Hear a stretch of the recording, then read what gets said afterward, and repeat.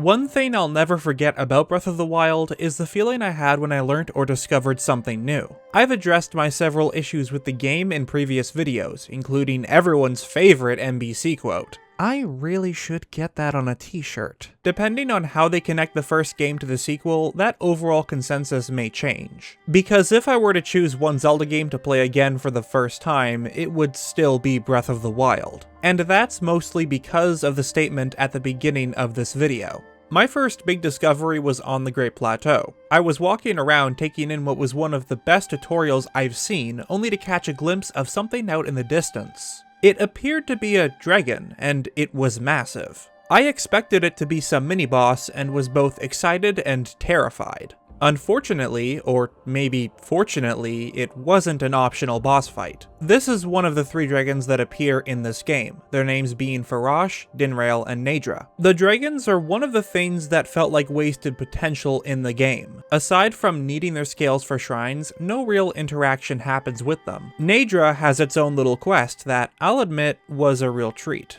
Today we're going to shed some light on the topic and explain what they are, or in this case, what they might be.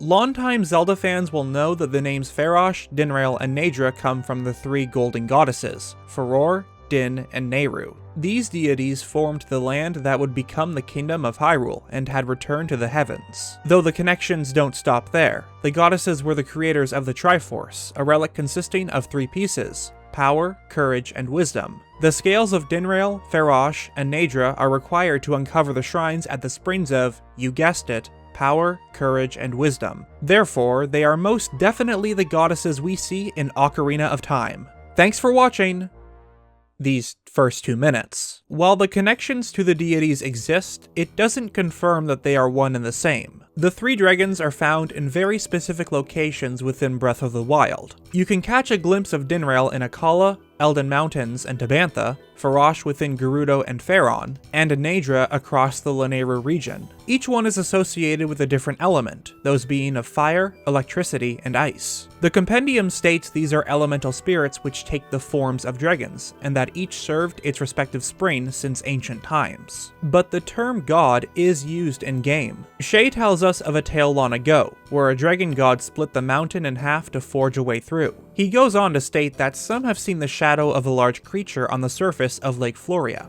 While no dragon is seen at the Dueling Peaks, where the story supposedly took place, Farosh does make an appearance within Faron at Lake Floria. The dragon god referenced is implied to be this same spirit. Something similar to the story occurs in the present day. Farosh flies through a small portion of ice recently cracked in the Gerudo Highlands, most likely caused by the dragon. Similar to the spirits of the 3 springs, the golden goddesses are associated with elements of nature: fire, water, and wind. 2 of the magic spells given to Link in Ocarina of Time reinforce this connection: Din's fire and Farore's wind. The one exception is Nehru's love, but in this case no element is being referenced. All we have to do is look at the Zora Spiritual Stone of Water, which happens to be the same as Nehru's crest. Only one of these matches up with Breath of the Wild's dragons, that being Dinraal, said to be a spirit of fire. There's another game with 3 dragon guardians, Skyward Sword, in which the 3 provinces of Faron, Eldin, and Lynels are protected by dragons that share the same name. The dragons Farosh, Dinraal, and Naydra are located in the same regions. Descendants of the 3 in Skyward Sword, perhaps? We're told that the dragons have served the sacred springs since ancient times. Given how vital they are to some of the shrine quests and the story of the Dueling Peaks, they must have existed for at least 10,000 years, at the time the Sheikah technology was created. And the sacred springs they protect appear in another game, Skyward Sword, which, as we've established, is the title where the dragons Faron, Eldin, and Lynels make an appearance. The Spring of Power is nearly a 1-to-1 copy of the Skyview Spring. Unfortunately, there are many more differences than similarities. The ones seen in Skyward Sword each hold a verse of the Song of the Hero and pass it on to Link, along with the protection of the sacred flames. One of the Kikwis states that the goddess left the flame in the care of the water dragon so it could one day be passed onto the hero. While nothing is said about the others, it's clear that they were protectors of the sacred flame. Nehru's flame is aboard the sandship, once protected by Skipper, one of the many ancient robots who served the spirit Lynels. And Eldin is located on the volcano summit, very close to the fire sanctuary, which is the resting place of the final flame. Their roles are very different from the dragons in Breath of the Wild, plus the elements of each don't match. And there are some notable differences between the Skyview Spring and Spring of Power. One entrance has stairs, one is a straight hall, and where Hylia's crest should be lies the Crest of Din. But all this means is that the dragons are not the same nor descendants of the ones seen in Skyward Sword. Similar to Breath of the Wild, Faron, Lynels, and Eldin are referred to as both spirits and dragon gods. The origins of both are very similar. The theory is, because the spirits of ice, fire, and electricity can't be harmed, they share the immortality of the golden goddesses, and therefore are the same. This is partially true while also technically incorrect. The gods and deities of Zelda have a hierarchy of sorts. It's important to know this for the context of the theory. In the beginning there were only three: Din, Naru, and Farore. They created the world, along with Hylia, who was entrusted with the protection of the world and the Triforce. Hylia appointed 4 spirits in Skyward Sword to assist the hero in his quest: Levias and the 3 dragons. Their purpose was to serve Hylia similar to how the light spirits did the bidding of the golden goddesses in Twilight Princess. As servants, they are considered lesser beings in comparison to Hylia. However, the ones who created this deity were the gods of old, the 3 golden goddesses. Therefore, in comparison to them, Goddess Hylia would be the lesser being. Let's take a look at the hierarchy. The light spirits, who are considered to be guardian deities, were defenseless against Xant's magic and had their light stolen. The dragons in Skyward Sword, which are said to be gods, are still susceptible to damage. Faron was wounded after being attacked by Girahim, and Lynels dies of an illness, only cured once Link gives him the Life Tree Fruit. Even the goddess Hylia is injured in the battle against Demise, despite being immortal. In fact, the only ones we never see succumb to an injury or illness are the golden goddesses. This is why the dragons of Breath of the Wild can't be the exact same as the gods of old. Despite having a sort of immortality, one does get corrupt by malice. Naydra atop Mount Lynels, and it's a striking parallel to the sky spirit Levias from Skyward Sword, who was infected by Bilokite. Being the same as the golden goddesses implies that they hold the same power, and it's hard to think that the ones who created the very land, and Triforce, would be affected by such means. Theoretically, the only way one could possibly harm the gods of old would be through the Triforce, as it's said to grant godlike powers and grant any wish. But what about the oracles from the Capcom titles? The oracles Din, Naru, and Farore derive their names from the golden goddesses of creation. It's possible that, like Zelda to Hylia, these oracles are the mortal incarnations of the 3 goddesses. Like Hylia, the golden goddesses could have exchanged their divine power for rebirth into a human vessel. Also like Hylia, such a process would necessitate the death of the old gods before the spirits took new bodies in the world of man. Unique individuals, limited by flesh and blood, housing the sacred spirit of creation. The dragons could be an incarnation of the golden goddesses, with their true names being forgotten after the passing of thousands of years. Incarnation within Zelda titles isn't limited to becoming human. Twilight Princess describes the light spirit Lynels as a snake incarnation. In addition, there was an interview with Enuma where he stated the following: "In lots of Japanese folklore, there's often stories where dragons are basically incarnations of gods. So I think that might be a part of the reason why we incorporated that in the game.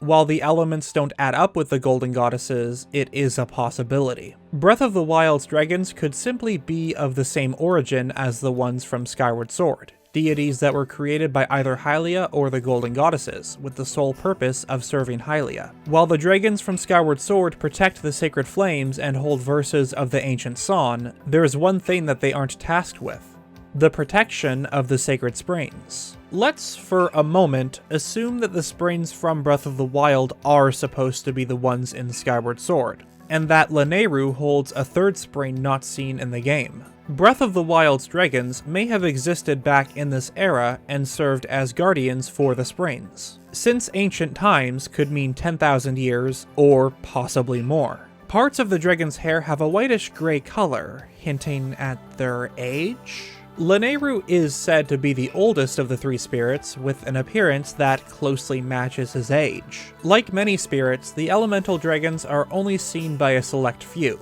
There are rumors of these dragon gods existing, some even getting strange feelings when at the spawn point of Farosh. Ron is in search for the dragons, and despite being in a spot where Dinraal appears, can't see the spirit. He states that those with Hylia's blessing are the ones who notice these dragon gods. One of the rumor mill books goes further, and mentions how most eyewitness accounts in Lynels, Akkala, and Faron were from children. It's implied that the spirits are visible to them because they are pure of heart, somewhat similar to the Koroks. The dragons may have either chosen to be hidden back in Skyward Sword, or were appointed to be the guardians of the Sacred Springs sometime after. The Champion's Ballad proves that they choose who can see them, since Dinraal is temporarily visible to the Rito at Tanagar Canyon. One line that's worth noting comes from Zelda in the memory Slumbering Power.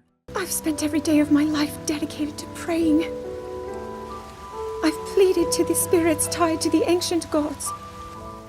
Given the context of the situation, how her training is done at the Springs of Power, Courage, and Wisdom, and that the dragons have served the springs since ancient times, it's possible that these are the spirits she's referring to. Dragons have been depicted as sacred beings who are worshipped by many, specifically ones that are serpent-shaped, similar to Breath of the Wild's. Skyward Sword's Earth Temple features 2 giant dragon statues with this shape, while Dragon Roost Cavern has a peculiar image on its entrance. 2 green dragons, with their color and shape closely resembling Farosh. Given its location, it may also be connected to Volvagia, the only other dragon that resembles Breath of the Wild's. This twinning design is also seen on the doors of the previously mentioned Earth Temple. Ocarina of Time's Water Temple featured these statues, but the remake went further with the dungeon details. The dragon heads on the walls have a very similar shape to Farosh, Dinraal, and Naydra, with 2 horns protruding from the back of the head, and a figure engraved on the walls, a serpent-shaped dragon. Things get strange when we get to the Faron region in Breath of the Wild, specifically the location of the Zonai ruins. Translations of the Masterworks book tell us that faith in the water dragon was met here. It's the place with the most dragon statues, including one that houses the Spring of Courage in its mouth. The natural assumption is that the water dragon mentioned is Farosh. Their ruins have the Spring of Courage, and while Farosh isn't a water dragon or spirit of water, all his spawns within Faron are from bodies of water, Lake Hylia and Floria. But it's possible that this dragon worshipped wasn't Farosh, but Faron from Skyward Sword. She's repeatedly referred to as the Water Dragon, and as her name suggests, resides in Faron as guardian of the province. And there's proof to support this claim with the following quote. "A great many ancient songs praise the way humans once lived in these woods. They were in harmony with nature." Thanks for the quote, Rinkuto. The mystery gets even more bizarre once you go behind the springs. Turns out this serpent twin design is also found within Breath of the Wild. I hadn't noticed it until recently. There's a lot of clues sprinkled throughout the games that point in many different directions. I haven't even mentioned the dragon imagery appearing on Ganondorf in both The Wind Waker and Twilight Princess, but that's a whole other can of worms. Breath of the Wild's dragons are servants to the spring, either incarnations of the Golden Goddesses or of the same origin of Skyward Sword's dragons, meant to serve Hylia and assist the hero throughout his journey. Either they were created 10,000 years ago at the time of the Sheikah technology, or have protected the sacred springs ever since Skyward Sword. Similar to Farosh, these spirits of fire, ice, and electricity could have, at one time, been worshipped by the people in ancient times, eventually forgotten by them and lost to history. Breath of the Wild brings us to an age where only a select few can see them, but even now, they continue to guard the springs in hopes that one day, the hero will rise and defeat evil once again. Oh yeah, I kinda forgot about Naydra. To be honest, even now, I'm not sure why it was corrupt with malice while the other 2 weren't targeted. It's a mystery that has driven me crazy for the longest time. Currently, my thoughts are that the corruption is a sort of byproduct that symbolizes Zelda's struggle with Calamity Ganon, as we know her power was weakening to the point of him possibly breaking free. Since Zelda is associated with wisdom, the Spirit of Ice was the only one affected. Or perhaps it's because she only prayed there once, and her spiritual bond with the dragon wasn't as strong as the springs of power and courage, as those ones were visited multiple times, but that's really just speculation. I'd like to revisit this topic some other day, perhaps in a mini-theory. Thank you for watching today's video on Breath of the Wild's dragons. Some of this was discussed on my Discord, so thank you to everyone who participated in the discussion. If you want to talk about theories and other Zelda-related stuff, a link to the server is down below. Special thanks to my patrons, as your continued support is greatly appreciated, as well as people who just watch my videos. The fact that you take time out of your busy schedules to hear a dude ramble on about a video game means a lot. Links to my Twitter and Patreon are down below, and I will see you guys later.